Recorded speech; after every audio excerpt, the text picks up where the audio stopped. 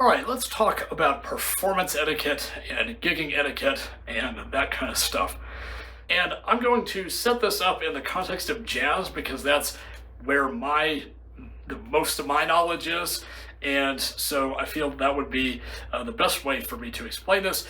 Though I think a lot of these things can apply in the context of other genres, they just may look a little bit different in practice. So just keep that in mind.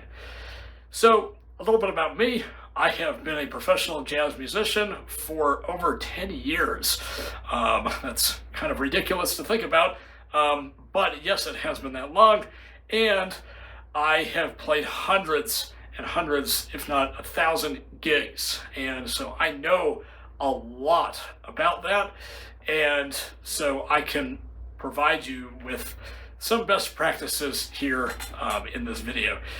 So I think the first thing to keep in mind is that you as a performer and your bandmates, if you're performing with a group, are equally important as your relationship to the audience. And that's something that a lot of us forget about, but the audience is so important. And the space is so important. You just have to keep that in mind. You have to, it has to be, maybe not at the top of your mind, because at the top of your mind should be, the music itself, what you're actually playing.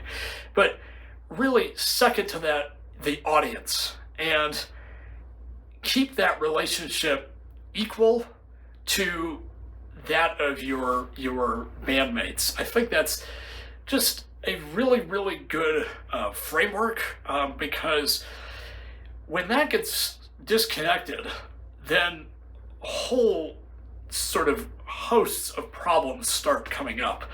The music doesn't really fit. It's just, you just have to keep that in mind. So I think that's the first thing that's really important.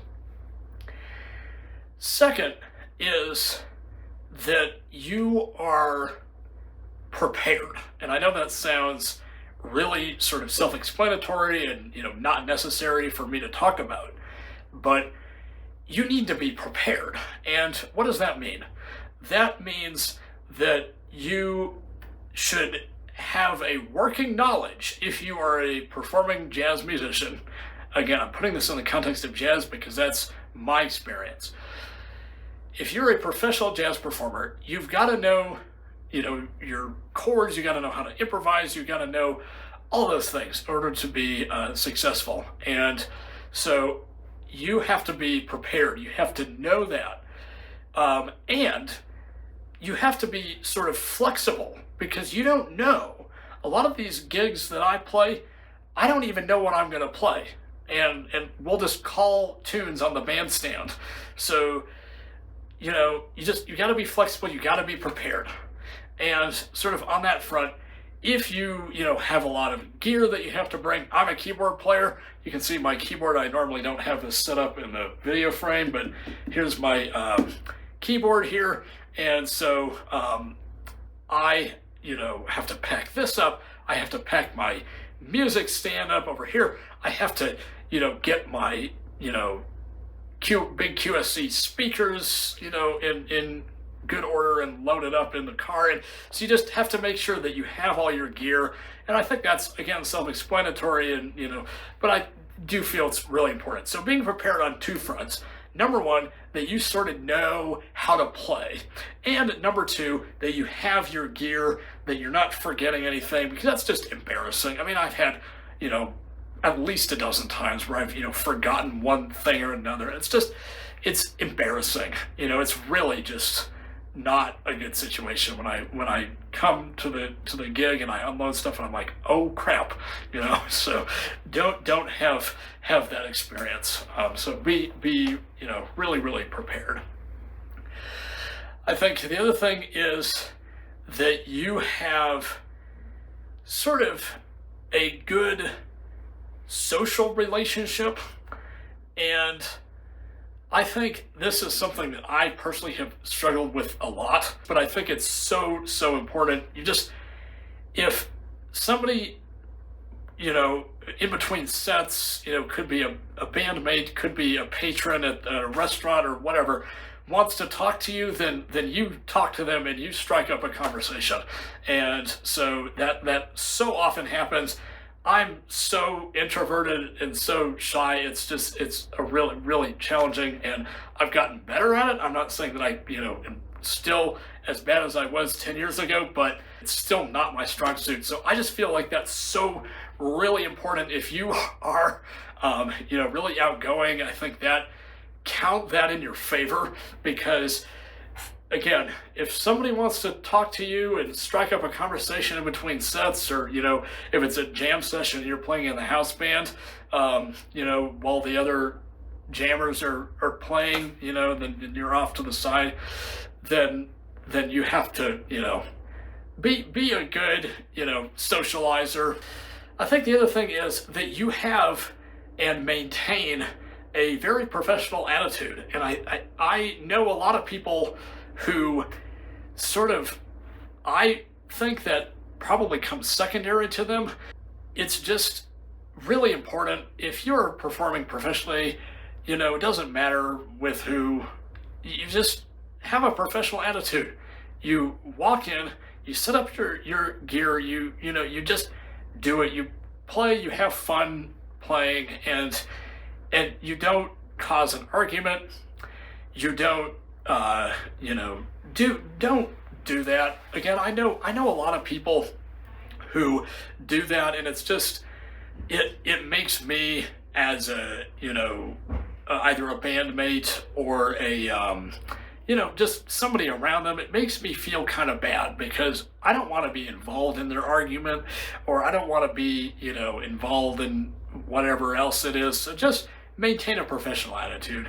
Don't argue. Don't, you know, just walk in and set up your gear in a way that, you know, doesn't, you know, interfere with people's things. And I think that's another good point is, I'm a piano player, and I actually more often than not have to, you know, bring a keyboard. I'm usually more often than not playing a keyboard than a piano, just because of the venues that I play at. But I think you have to set up in a way that doesn't interfere with other people, or, you know, doesn't break a fire code, or that doesn't, you know, you just have to, again, keyboards are big, drums are big, you know, drums are the other, you know, big instrument. You just have to make sure that you're setting it up as you're loading your gear in, that you're not in anybody's way, and if you are, that it's just for a few seconds, and then you move things, you know, so that it's not in their way. But make it so that it's less convenient for you and more convenient for the other people. I think that's a good thing to just live by in general. Convenience, I could make a whole video, and probably will, about my thoughts on convenience, because I think convenience is a good thing. But if it's convenience in a way that makes it inconvenient for somebody else, then that's a problem. So just, if you've got a big keyboard, I have this big 88 key Yamaha, and I'm loading into my big road case, and I'm moving it around, and I'm moving it on a dolly, and it's a lot of gear. So just make sure that it's not in anybody's way, that you are sort of efficient in how you do it. Maybe you even have a roadie help you, you know, somebody who, you know, can maybe ride along with you to help you set up, or, you know, maybe if you don't have that availability, to have somebody else help you. But that's another thing, you know, if you have somebody help you, it makes it a lot faster, especially if you have big equipment like this. So I think that's the other thing. All the principles that I've talked about in my previous jazz musicianship video series, all those things apply. So, you know, making sure that you're on top of the beat, you know, just all those things. You can go watch those videos. I can link them in the description. In fact, I'll probably just link the whole playlist down in the description below, and you can watch those videos. And so just make sure that you're on top of the beat, following all those guidelines. And finally, if somebody asks you to do something, I would say, unless it puts you in immediate danger, you just do it. You know, if they say, play Cherokee and B, you know, I know actually probably 2 or 3 people who have actually done that. They've called Cherokee that really fast standard in the key of B. And so that's really difficult, but I always just say, yeah, sure, let's do it. And I've actually, since that's pretty common, at least in my experience with the people that I play with, I've actually been practicing Cherokee and B quite a bit lately, that particular tune.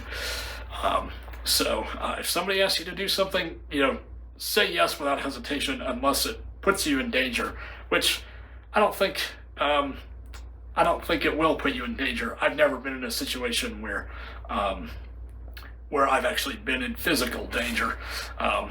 So just something to keep in mind. And I think the other thing is, you know, after the gig, say thank you.